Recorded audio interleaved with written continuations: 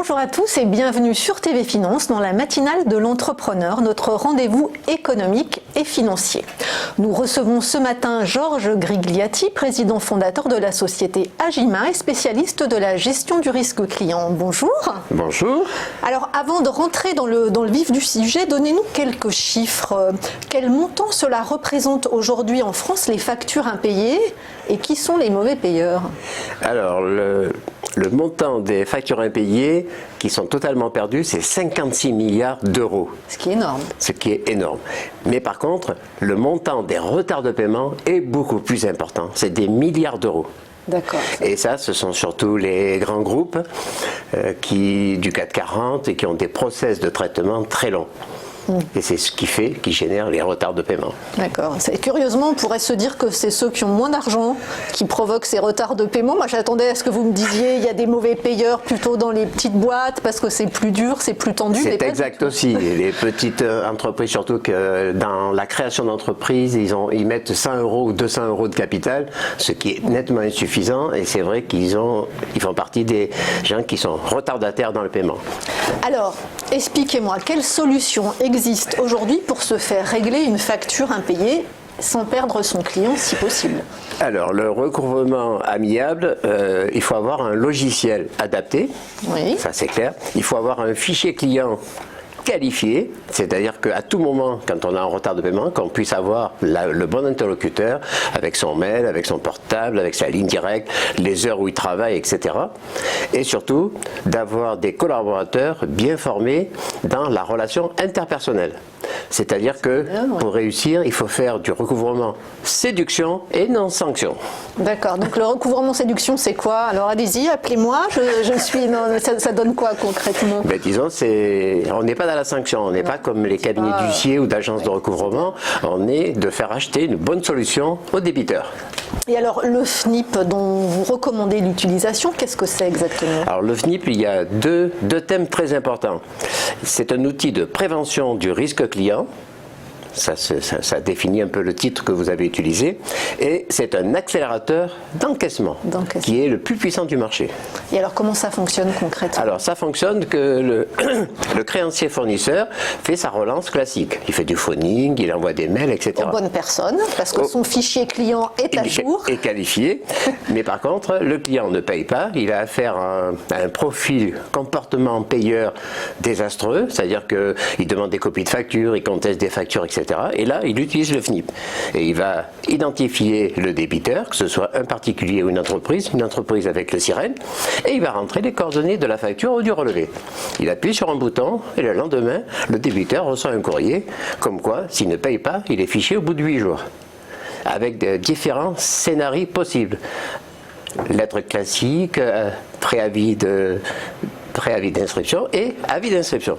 Et là, s'il ne paye pas, il est fiché pendant 5 ans, comme les fichiers Banque de France. Et quand il paye, il n'y a pas d'honoraire sur encaissement, comme les agences de recouvrement, et c'est le créancier qui va mettre à jour le fichier sur le site du FNIP. Donc son nom disparaît. Une fois qu'il a payé, son nom disparaît. Alors combien d'entreprises sont référencées sur ce fichier et combien de particuliers?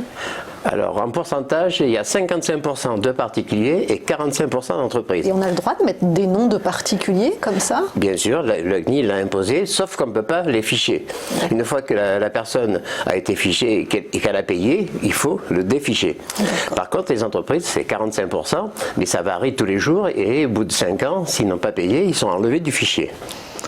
Et alors, quel est le taux de succès, de recouvrement de créances avec ce fichier, En moyenne, c'est 80% sur tout le territoire national et sur les dom-toms. Oui. Sauf que pour certaines activités économiques, ça peut être une valorisation inférieure, mais il y a des taux de réussite supérieurs sur certaines activités économiques qui vont jusqu'à 95%. Quel type d'activités sont les... Je ne peux pas toutes les dévoiler, mais il y a des statistiques très intéressantes. Des secteurs, par exemple, je ne sais pas, moi, le BTP, Non, les mutuelles, les laboratoires pharmaceutiques, etc. D'accord. Et alors, combien ça coûte à une entreprise d'utiliser ce FNIP? C'est-à-dire, c'est un abonnement? Alors, c'est un abonnement mensuel qui coûte 74 € hors taxe. Donc à l'année, ça fait 888 €. Donc c'est un coût dérisoire par rapport aux résultats obtenus. Et ensuite, chaque fois que vous rentrez un dossier, une facture ou un relevé de facture, ça vous coûtera grosso modo 9,90 €. D'accord. Jusqu'à ce qui est recouvrement de la créance.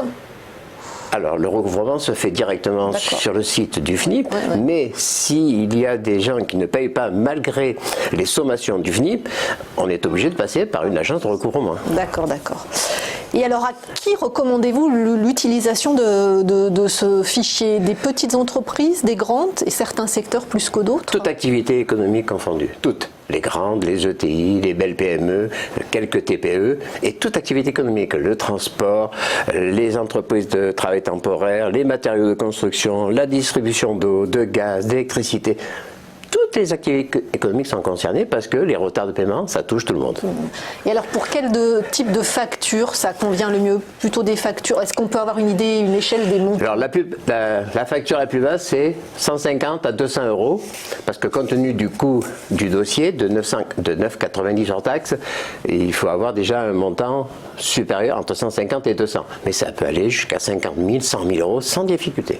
D'accord, donc c'est vraiment tout type de facture possible. Parce que 150, 200 €, c'est pratiquement impossible de se faire du rembourser. recouvrement. Oui, voilà. Parce qu'il n'y a pas de procédure en France adaptée pour faire du recouvrement de petites factures. Même la loi Macron de 2016 n'y parvient pas. Comment Parce qu'il y a une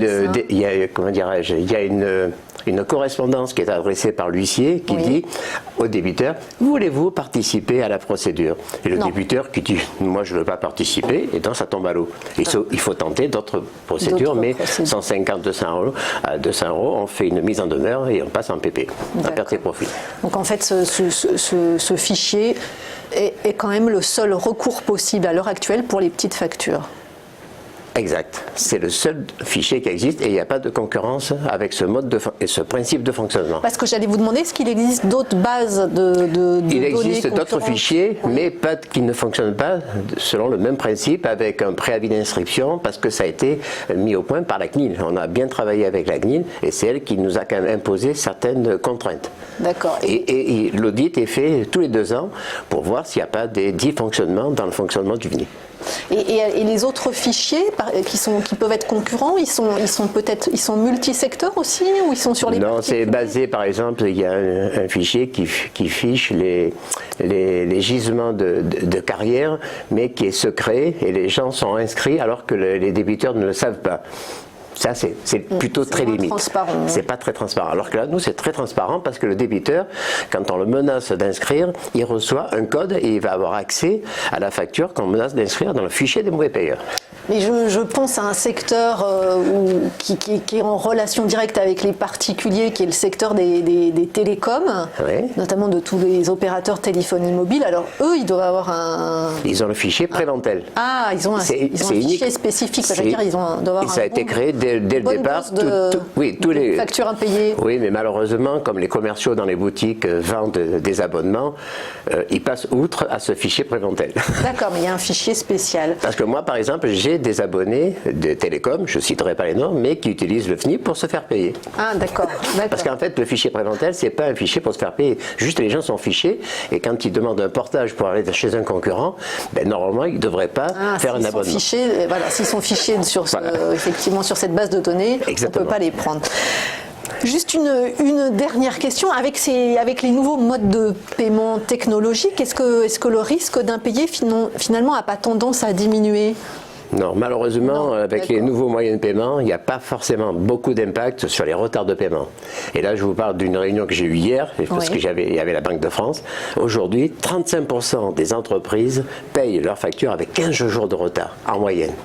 15 jours de retard. Et ça, c'est une constante depuis des années, malgré la loi LME de 2008. Parce que le délai moyen, c'est quoi? C'est 3 mois? C'est quoi le délai moyen pour payer une facture? La loi LME impose un paiement à 60 jours date de facture. D'accord. Ou 45 jours fin de mois. Voilà. Et ce que vous me donnez là comme chiffre, ça veut dire que beaucoup d'entreprises aujourd'hui dépassent ce délai légal de 15 jours. Exact, en moyenne. D'accord. Voilà. Mais finalement payent. Oui, mais ils payent avec retard. Avec retard, ok. On peut demander des pénalités de retard, on peut utiliser le forfait recouvrement de 40 € après l'échéance, donc il y a toutes des sanctions possibles. Et vous pensez qu'on va plutôt aller vers... Là, ce sont des retards de paiement, ça peut être aussi lié à l'activité économique. Est-ce que vous avez le sentiment que depuis 20 ans, on est plutôt, le nombre de factures impayées a plutôt diminué ou au contraire... Écoutez, depuis 2008, avec la loi LME qui a fixé justement ce délai maximum de 60 jours date de facture, on a toujours des mêmes tendances avec des retards de paiement, que je vous dis là, de 15 jours, même de 30 jours, de 60 jours. Pourquoi? Parce qu'il y a des sociétés qui ont des centres de traitement à Łódź en Pologne, qui sont à Casablanca, qui sont à Dublin, et là le circuit de traitement est très long. Finalement, c'est culturel. C'est culturel. Ah oui, j'insiste bien, ça c'est très latin. Et juste pour terminer, le FNIP couvre tout le territoire français ou certaines régions plus que d'autres? Non, tout le territoire français et les dom-toms. Et les dom-toms, ok. Oui, bien sûr. Et est-ce qu'il y a un équivalent en Europe? Non, il n'y a pas d'équivalent. Non, c'est chaque pays. On a des demandes, mais avec les législations qui est tout à fait différente de la réglementation, c'est très difficile à faire du copier-coller. Très difficile. Merci beaucoup, Georges Grigliati. Je le rappelle, vous êtes président fondateur d'Agima.